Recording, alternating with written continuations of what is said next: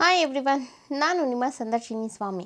ಮನಸ್ಸೊಲ್ಲದ ಮದುವೆ ಕಥೆಯ ಮುಂದುವರಿದ ಭಾಗ. ಅದಕ್ಕೂ ಮೊದಲು ನನ್ನ ಕಥೆಗಳು ನಿಮಗೆ ಇಷ್ಟವಾಗಿದ್ದರೆ ತಪ್ಪದೆ ಕಮೆಂಟ್ ಮಾಡಿ, ಲೈಕ್ ಮಾಡಿ, ಶೇರ್ ಮಾಡಿ. ಹಾಗೆ ನನ್ನ ಚಾನಲ್ಗೆ ಹೊಸಬರಿದ್ದರೆ ಸಬ್ಸ್ಕ್ರೈಬ್ ಆಗಿ ಪಕ್ಕದಲ್ಲಿರುವ ಬೆಲ್ ಐಕನ್ನ ಕ್ಲಿಕ್ ಮಾಡಿ.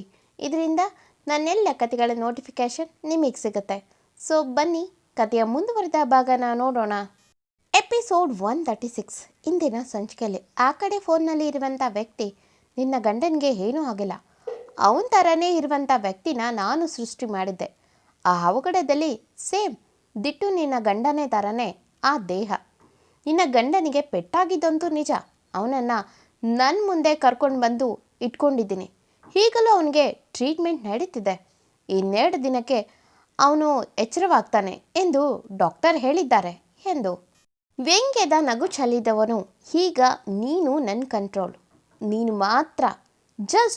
ಮಾತ್ರ ನಿನ್ನ ಗಂಡನನ್ನು ಉಳಿಸ್ಕೊಳ್ಳೋಕ್ಕೆ ಸಾಧ್ಯ. ನಾನು ನೋಡ್ತೀನಿ ಅದೆಷ್ಟು ನೀನು ನಿನ್ನ ಗಂಡನನ್ನು ಪ್ರೀತಿ ಮಾಡ್ತೀಯ ಅಂತ. I want to see. ನಾನು ನೋಡಬೇಕು. ನಿನಗೆ ನಿನ್ನ ಗಂಡ, ನಿನ್ನ ಫ್ಯಾಮಿಲಿ ಬೇಕು ಅಂದರೆ ನಾನು ಹೇಳಿದ ರೀತಿಯಲ್ಲಿ ನೀನು ನಡೆದುಕೊಂಡ್ರೆ ಇನ್ನು 2 ದಿನದಲ್ಲಿ ನಿನ್ನ ಗಂಡ ನಿನ್ನ ಮನೆಗೆ ಬರ್ತಾನೆ. ಆದ್ಯ ತನಗೆ ಬಂದಂಥ ಕಾಲ್ನಲ್ಲಿ ಆ ವ್ಯಕ್ತಿ ಮಾತಾಡೋದನ್ನು ಕೇಳಿ ಕಣ್ಣಿಂದ ನೀರನ್ನು ಹರಿಯಲು ಬಿಟ್ಟಿದ್ಲು. ಹಾಗೆ ಕೂತು, ಆ ಕಡೆ ಏನು, ನಾನು ಹೇಳ್ದಾಗೆ ಮಾಡ್ತೀಯಾ, ಇಲ್ಲ ಇಲ್ಲಿ ಮಲಗಿರುವಂಥ ನಿನ್ನ ಗಂಡನ್ನ ಶವ ಮಾಡೋಕ್ಕೆ ನನಗೆ 1 ಸೆಕೆಂಡ್ ಕೂಡ ಬೇಕಾಗಿಲ್ಲ ಮಿಸಸ್ ಏಕೆ ಎಂದ ವಕ್ರವಾಗಿ ನಗುತ್ತಾ. ಆ ಮಾತು ಕೇಳಿದವಳಿಗೆ 1 ಸೆಕೆಂಡ್ ತನ್ನ ಉಸಿರೇ ನಿಂತಂತೆ ಅನಿಸಿ ಒಂದೇ ಉಸಿರಿನಲ್ಲೇ ಅಳುತ್ತಾ, ಇಲ್ಲ ಇಲ್ಲ, ನನ್ನ ಗಂಡ ಬದುಕಬೇಕು, ನನ್ನ ಗಂಡನಿಗಾಗಿ ನಾನು ಏನು ಬೇಕಾದರೂ ಮಾಡ್ತೀನಿ ಎಂದಳು ಅಳುತ್ತಾ. ಆ ಕಡೆ ಫೋನ್ನಲ್ಲಿರುವಂಥ ವ್ಯಕ್ತಿ, ಗುಡ್ ಮಿಸಸ್ ಏಕೆ, you are very strong. I know. ಏಕೆ ವೈಫ್ ಅಂದರೆ ಅವನಷ್ಟೇ ಧೈರ್ಯ ಇರುತ್ತೆ ಅಂತ ಗೊತ್ತಿದೆ. ಅಷ್ಟಿಲ್ಲದೆ ಅವನು ನಿನ್ನ ಸುಮ್ಮನೆ ಚೂಸ್ ಮಾಡ್ಕೊಂಡಿದ್ದಾನಾ? ನಿನಗೆ ಅಷ್ಟು ತಾಕತ್ತಿಲ್ಲದೆ ಏಕೆ ನಿನ್ನ ಚೂಸ್ ಮಾಡೋಕ್ಕೆ ಚಾನ್ಸೇ ಇಲ್ಲ. I know you are very clever. I know ಎಂದವನು ಒಂದೇ ಸೆಕೆಂಡ್ಗೆ ಗಂಭೀರವಾಗಿ, ಓಕೆ, ನಾನು ಹೇಳಿದ್ದು ನೀನು ಮಾಡು. ಇನ್ನು 2 ದಿನದಲ್ಲಿ ನಿನ್ನ ಗಂಡ ನಿನ್ನ ಮನೆಗೆ ಬರ್ತಾನೆ ಎಂದವನು ಫೋನ್ನ ತಕ್ಷಣ ಕಟ್ ಮಾಡ್ದ. ಇತ್ತ ಆತ್ಯ ಕೈಯಲ್ಲಿರುವಂಥ ಫೋನ್ನಲ್ಲಿ ಹಲೋ ಪ್ಲೀಸ್ ಇವತ್ತೇ ಕಳಿಸಿ ಎಂದು ಮಾತಾಡುತ್ತಿದ್ದವಳು ಆ ಕಡೆ ಲೈನ್ ಕಟ್ ಆಗಿದೆ ಎಂದು ತಿಳಿದು ತನ್ನ ಕೈಯಲ್ಲಿರುವಂಥ ಫೋನ್ನ ಒಮ್ಮೆಲೆ ತನ್ನ ಎದೆಗೆ ಒತ್ತಿ ಹಿಡಿದು, ಥ್ಯಾಂಕ್ ಗಾಡ್, ಇನ್ನೊಂದು ಚಾನ್ಸ್ ನನ್ನ ಆದಿಗೆ ಕೊಟ್ಟಿದ್ದಕ್ಕೆ ಎಂದುಕೊಂಡಳು ಅಳುತ್ತಾ. ಆದ್ಯ ತುಂಬ ಸಮಯ ಒಂಟಿಯಾಗಿ ಕೂತಿದ್ದವಳು ಹೊರಗೋಗಿ ನೋಡಿದ್ಲು. ಅಲ್ಲಿ ಎಲ್ಲರೂ ಆದಿ ಇನ್ನಿಲ್ಲ ಎನ್ನುವ ನೋವಲ್ಲೇ ಕೂತಿದ್ರು. ಆದಿ ಯಾವತ್ತೂ ತನ್ನ ಸುತ್ತಲಿರುವವನ್ನ ನಗಿಸುತ್ತಾ ಅವರಿಗೆ ಬೇಕಾದನ್ನು ಕೊಡುತ್ತಾ ತಾನು ಖುಷಿ ಪಡುತ್ತಿದ್ದವನು. ಈಗ ಅವನ ಪ್ರಾಣನೇ ತೊಂದರೆಗೆ ಸಿಲುಕಿದೆ ಎಂದು ಯೋಚಿಸಿದವಳು, ನಾನು ಈಗಾಗಲೇ ಯೋಚಿಸಿದ್ದು ಸರಿಯಾಗಿ ಇದೆ. ನಾನು ಈ ಮನೆ ಖುಷಿನ, ನನ್ನ ಹಾದಿನ ನಾನು ವಾಪಸ್ ಕರ್ಕೊಂಡು ಬರಬೇಕು. ನನಗೆ ಏನಾದರೂ ಚಿಂತೆ ಇಲ್ಲ. ಅಬ್ಬಬ್ಬ ಅಂದರೆ ಅವನು ಏನು ಮಾಡಬಲ್ಲ, ನನ್ನ ಪ್ರಾಣನ ತೆಗಿತಾನ, ಪರವಾಗಿಲ್ಲ. ನನಗೆ ಅಷ್ಟು ಪ್ರೀತಿ ಕೊಟ್ಟಿರೋ ನನ್ನ ಫ್ಯಾಮಿಲಿ, ನನ್ನ ಹಾದಿ, ಅವನು ನನ್ನ ಜೀವನ ಪೂರ್ತಿ ಆಗುವಷ್ಟು ಖುಷಿ ತಂದು ಕೊಟ್ಟಿದ್ದಾನೆ. ಈಗ ಅವನಿಗಾಗಿ ನನ್ನ ಖುಷಿನ ತ್ಯಾಗ ಮಾಡೋದ್ರಲ್ಲಿ ತಪ್ಪೇನಿಲ್ಲ ಎಂದುಕೊಂಡು ಅರಿಯುತ್ತಿದ್ದ ತನ್ನ ಕಣ್ಣೀರನ್ನು ಒರೆಸ್ಕೊಂಡು ಅಲ್ಲಿಂದ ಹೋಗ್ತಾಳೆ. ಆದ್ಯ ತನ್ನ ಮನೆಯವರ ಮುಂದೆ ನಿಂತು ಡ್ಯಾಡ್ ಎಂದಳು. ಎಲ್ಲರೂ ತಮ್ಮ ದುಃಖದಲ್ಲೇ ಮುಳುಗಿದ್ರು. ಆದ್ಯ ಮುಖ ನೋಡಿ ಅಳುತ್ತಾ, ಇನ್ನಷ್ಟು ದುಃಖ ಜಾಸ್ತಿ ಆಯಿತು. ಆದ್ಯ, ಯಾಕೆ ಈಗ ಅಳ್ತಿದ್ದೀರಾ? ನನ್ನ ಆದಿ ಎಲ್ಲೂ ಹೋಗಿಲ್ಲ, ಅವನು ವಾಪಸ್ ಬರ್ತಿದ್ದಾನೆ ಎಂದಳು. ಅವಳ ಈ ಮಾತುಗಳಿಗೆ ಅವರು ಏನೂ ಮಾತಾಡಿಲ್ಲ ಎದುರಾಗಿ. ಯಾಕಂದರೆ ಅವರು ಕೂಡ ತಮ್ಮ ಮಗ ಏನೋ ಒಂದು ಅದೃಷ್ಟ ಅನ್ನುವಂತೆ ವಾಪಸ್ ಬಂದರೆ ಸಾಕು ಎಂದುಕೊಳ್ಳುತ್ತಿದ್ದವರಿಗೆ ಇದು ಆಶ್ಚರ್ಯ ಅನ್ನಿಸ್ಲಿಲ್ಲ. ಆದರೆ ಆದಿ ಸಾವು ಒಪ್ಕೊಳ್ಳೋಕ್ಕೆ ಆಗದೆ ಬಡಬಡಿಸಿದ್ದಾಳೆ ಎಂದುಕೊಂಡು ಕಣ್ಣೀರಾಗ್ತಿದ್ರು. ಆದ್ಯ ಕೋಪದಲ್ಲಿ, ನನ್ನ ಆದಿ ವಾಪಸ್ ಬರ್ತಿದ್ದಾನೆ, ನನ್ನ ಗಂಡ ಇನ್ನೂ ಬದುಕಿದ್ದಾನೆ, ಇನ್ಮುಂದೆ ಅವರಿಲ್ಲ ಅಂತ ಒಂದೇ ಒಂದು ಕಣ್ಣೀರು ನೆಲ ಸೋಕಿದ್ರೆ ನಾನು ಸುಮ್ಮನೆ ಇರಲ್ಲ ಎಂದಳು ಕೋಪದಲ್ಲಿ ಎಲ್ಲರ ಕಡೆನೂ ನೋಡುತ್ತಾ. ಆದ್ಯಳ ಸೀರಿಯಸ್ ಮುಖ ನೋಡಿ ಎಲ್ಲರ ಗಮನ ಈಗ ಅವಳ ಕಡೆ ಹೋಯಿತು. ಆದ್ಯ, ನನ್ನ ಗಂಡ ಇನ್ನೂ ಜೀವಂತವಾಗಿದ್ದಾರೆ, ನಾಳೆ ಮನೆಗೆ ಬರ್ತಾರೆ ಎಂದು ಸೀದಾ ತನ್ನ ರೂಮ್ಗೆ ಹೋಗ್ತಾಳೆ. ಅವಳ ಮಾತು ಕೇಳಿದ ಮನೆಯವರೆಲ್ಲ ಶಾಕ್ ಜೊತೆಗೆ ಆಶ್ಚರ್ಯದಲ್ಲಿ ಒಬ್ಬರ ಮುಖ ಒಬ್ಬರು ನೋಡುತ್ತಾ, ಈ ಹುಡುಗಿಗೆ ಏನಾಗಿದೆ ಎಂದು ಯಮುನಾ ಕೇಳಿದ್ರೆ, ಸುಧಾ ಮತ್ತು ರಮೇಶ್ ಅವರು, ಇಲ್ಲ ಯಮುನಾ, ನನ್ನ ಸೊಸೆಗೆ ಏನೋ ಹಿಂಡು ಗೊತ್ತಾಗಿದೆ. ನನ್ನ ಸೊಸೆ ಕಣ್ಣಲ್ಲಿ ಆಗಿದ್ದ ನೋವಿಲ್ಲ ಈಗ. ಖಂಡಿತ ನನ್ನ ಮಗ ಬದುಕಿದ್ದಾನೆ ಎಂದು ಇನ್ನೂ ನನ್ನ ಮಗ ಬಂದೇ ಬರ್ತಾನೆ. ಅದಕ್ಕೆ ಸಾಕ್ಷಿ ನನ್ನ ಸೊಸೆಯಲ್ಲಿರುವ ಕಾನ್ಫಿಡೆನ್ಸ್ ಎಂದರು ದಿಟ್ಟವಾಗಿ. ಯಮುನಾ, ಅಣ್ಣ ನಿಜಕ್ಕೂ ಆದ್ಯ ಹೇಳಿದಂತೆ ನನ್ನ ಆದಿ ಬಂದರೆ ನಮ್ಮ ಮನೆ ಬೆಳಕು ವಾಪಸ್ ಬಂದಂತೆ ಎಂದರು ಕಣ್ತುಂಬಿ. ಆದ್ಯ ಎದ್ದು ಫ್ರೆಶ್ ಆಗಿ ಬಂದವಳು ಮೊದಲಿನ ಥರ ಅವಳ ಹಣೆಗೆ ಕುಂಕುಮ ಇಟ್ಟು ಬಂದವಳು ತಾನೇ ಎಲ್ಲರಿಗೂ ಅಡುಗೆ ಮಾಡಿ ಬನ್ನಿ ಊಟ ಮಾಡಿ ಎಂದವಳಿಗೆ ಗೊತ್ತು ಮುಂದೆ ತನ್ನ ಹಾದಿಯಿಂದ ದೂರ ಹೋಗಬೇಕು ಎಂದು. ಆದರೂ ಮನಸ್ಸನ್ನು ಕಲ್ಲು ಮಾಡಿಕೊಂಡು ಊಟ ಮಾಡುತ್ತಾ ತನ್ನ ಮಗುವಿನ ಜೊತೆ ಸಮಯ ಕಳೆಯುತ್ತಾ ಆ ಸೀಕ್ರೆಟ್ ವ್ಯಕ್ತಿ ಕಾಲ್ಗಾಗಿ ಕಾದಿದ್ಲು. ಅವಳು ಸಾಕಷ್ಟು ಅವನ ನಂಬರ್ ಎಲ್ಲ ಕಂಡುಹಿಡಿಯಲು ಪ್ರಯತ್ನ ಮಾಡಿದ್ರು. ಯಾವ ಪ್ರಯತ್ನ ಕೂಡ ಫಲಿಸಲಿಲ್ಲ. ಕೊನೆಯದಾಗಿ ಬರೋದೆಲ್ಲ ಬರಲಿ ಎಂದು ಸುಮ್ಮನೆ ಕೂತಿದ್ಲು. ನೆಕ್ಸ್ಟ್ ಡೇ ಹೇಳಿದಂತೆ ಆ ವ್ಯಕ್ತಿಯಿಂದ ಕಾಲ್ ಬಂತು. ಆದ್ಯ ಆ ಕಾಲ್ಗಾಗಿ ಕಾದಿದ್ಲು ಎನ್ನುವಂತೆ ಒಂದೇ ರಿಂಗ್ಗೆ ಕಾಲ್ ರಿಸೀವ್ ಮಾಡಿದ್ಲು. ಆ ಕಡೆ ವ್ಯಕ್ತಿ ನಗತಾ, ವಾವ್, ಏನು ಟೈಮಿಂಗ್ಸ್, ನನ್ನ ಕಾಲ್ಗಾಗಿ ಕಾಯ್ತಿದ್ದೆ ಅನಿಸುತ್ತೆ ಎಂದ. ಈ ಕಡೆ ಆದ್ಯ, ಪ್ಲೀಸ್ ನನ್ನ ಆದಿ ಎಂದು ಮಾತು ಮುಂದುವರಿಸುವ ಮುನ್ನ ನಿನ್ನ ಮನೆ ಮುಂದೆ ಹೋಗಿ ನೋಡು.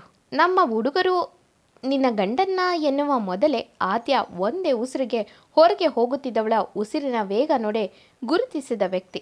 ಹೋ ಡಾಕ್ಟರ್, ವೇಟ್, ನಾನು ಹೇಳಿದ ಕಂಡೀಷನ್ಗೆ ಒಪ್ಪಿದ ಮೇಲೇನೆ ನಿನಗೆ ನಿನ್ನ ಗಂಡನ ದರ್ಶನ ಎಂದ.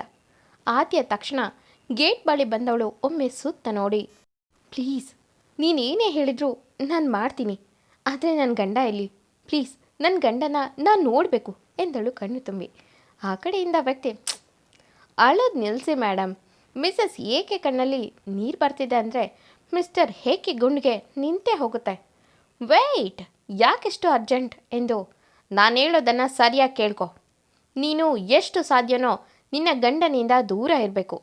ಇನ್ನು 2 ತಿಂಗಳು ಟೈಮ್ ಕೊಡ್ತೀನಿ ಅಷ್ಟೇ ನಿನಗೆ. ಡೈವರ್ಸ್ ಕೊಟ್ಟು ನಿನ್ನ ಮಗನನ್ನು ಕರ್ಕೊಂಡು ನಿನ್ನ ತವರು ಸೇರ್ತೀಯೋ ಇಲ್ಲ ಎಲ್ಲಾದರೂ ದೇಶಾಂತರ ಹೋಗ್ತೀಯೋ ಅದು ನಿನಗೆ ಬಿಟ್ಟಿದ್ದು. ಆದರೆ ಆ ನನ್ನ ಶತ್ರು ಆದಿ ಮಾತ್ರ ನೆಮ್ಮದಿಯಾಗಿರಬಾರ್ದು. ಈ ಡೀಲ್ಗೆ ಓಕೆ ಅಂದರೆ ನಿನ್ನ ಕಣ್ಣು ಮುಂದೆ ನಿನ್ನ ಗಂಡನ್ನು ಡೋರ್ ಡೆಲಿವರಿ ಮಾಡಿ ಹೋಗ್ತಾರೆ. ಏನು ಹೇಳ್ತೀಯಾ ಎಂದ. ಆದ್ಯಗೆ ಅವನ ಕಂಡೀಷನ್ ಕೇಳಿ ಒಮ್ಮೆ ತಲೆ ಸುತ್ತಿದಂತಾಗಿ ಗಟ್ಟಿಯಾಗಿ ಒಮ್ಮೆ ಕಣ್ಣು ಮುಚ್ಚಿ ಗೇಟ್ ಹಿಡಿದು ನಿಂತಿದ್ಲು. ಅವಳಿಗೆ ನೀನು ಪ್ರಾಣ ಬಿಡು ಅಂದರೂ ತನ್ನ ಗಂಡ ಮಗುಗಾಗಿ ಬಿಟ್ಟು ಬಿಡ್ತಿದ್ಲು ಅನ್ಸುತ್ತೆ. ಆದರೆ ಇದು ಅದಕ್ಕೂ ಮೇಲೆ. ಬದುಕಿದಾಗಲೇ ತನ್ನವನಿಂದ ದೂರ ಇರು, ಅವನನ್ನು ನೋಡಬೇಡ, ಅವನ ಮನಸ್ಸಿಗೆ ನೋವು ಮಾಡು ಅಂತ ಹೇಳಿದ್ದು ಕೇಳಿ ಆದ್ಯ ಅಲ್ಲೇ ತಡವರಿಸಿದ್ಲು.